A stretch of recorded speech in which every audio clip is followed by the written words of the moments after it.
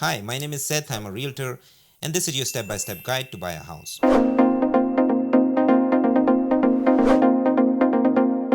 Whether you have money at the moment or you don't worry, this guide is going to help you in both the situations. Let's start with zero.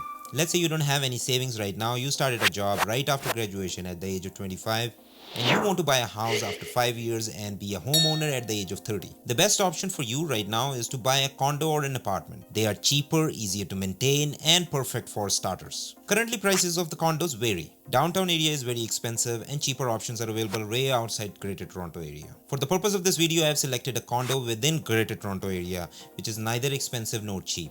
Let's just go to Oshawa, where average condo price is $505,600. Past 45 years data shows that on average house prices increased by 42.21% every 5 years. Apartment worth $505,600 now will be worth $719,000 after 5 years. Minimum down payment required for this kind of property is $46,900, keeping closing costs on average around 4%, which is $28,760. The cash needed to close this transaction is $75,660. To determine the household income for the sake of mortgage, we're using Royal Bank of Canada's website. RBC is the biggest bank in Canada. Canada Mortgage and Housing Corporation's website, and City of Oshawa's official website for tax calculations. The house price is $719,000. The down payment is $46,900. CMHC insurance that you will pay is $26,884. which will be baked into mortgage. RBC will provide you a mortgage of $698,984 with monthly mortgage payments of $4,041.49. Property tax rate in Oshawa is 1.43%, which comes out to $10,281 in our case, and monthly payment is $860. For utilities, cable, phone, internet, etc., let's be generous on these expenses and add $700 per month. So our monthly payment is $5,601.49, rounding that off to $5,600. Our mortgage expenses come out to $67,200 for a year. Now RBC says on its website mortgage expenses should not be more than 32% of annual gross income. This means that you need annual gross income of $210,000. We need two things in 5 years from now: $75,600 in cash and household income of $210,000 a year. Here are the steps you need to take to get these two things done. Partner up your friend or your better half, go to the bank and open an account called First Home Saving Account. To be eligible to open this account, you need to be 18 years old or older. You cannot be more than 71 years of age. You need to be a resident of Canada. You don't need to be a permanent resident or Canadian. You can be a temporary resident also.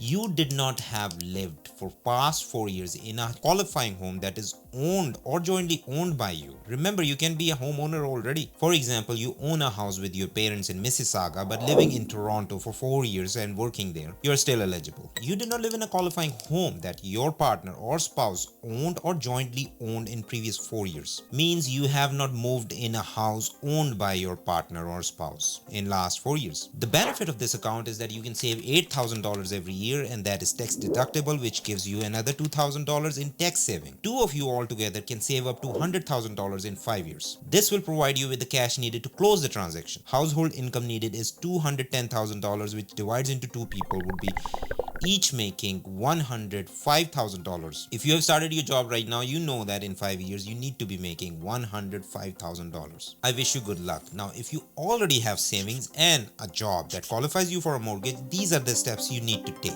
Number one, go visit a bank. As being a former banker, my advice to you is to go visit different banks and find out which bank you like the most. Of course, you're going to like the bank that can give you the most benefit in monetary terms, like interest rates and low fees. Number two, get the pre-approval from the bank of your choice. Now, pre-approval just qualifies you to apply for the mortgage considering your income and your savings. It also helps you to show yourself as a serious buyer to the sellers out there. Three, you go to the market and visit number of apartments, not just one, preferably with a realtor just like myself. You stay in my nice car, drinking coffee, all comfortable and nice. Now compare the properties you have visited and select the one that suits best to your needs, and you place an offer on that, like telling the seller that this is how much you want to pay and are they willing to accept it. Offers need to have certain conditions, especially in the case of resale properties. You have to make sure that plumbing, electrical and building, etc., everything is in order and you can accept them. Once your offer is accepted, you go to the bank and apply for the mortgage. Most of the banks will give you an answer within 2 weeks, but it could take up to 4 weeks to get an approval. What you do in these 2 to 4 weeks is you contact the professionals to get the home inspection done. You also hire a lawyer. He vets all the documents and prepares a closing package. You're paying a number of fees altogether called closing costs. All these costs will come out of the savings you already have in the bank. All you have to do at this moment is sign some documents and write some checks. Once the transaction is complete, you will be delivered the key of your apartment. Congratulations, you are a homeowner. If you like this video, like and comment and get it on the algorithm. Thanks for watching.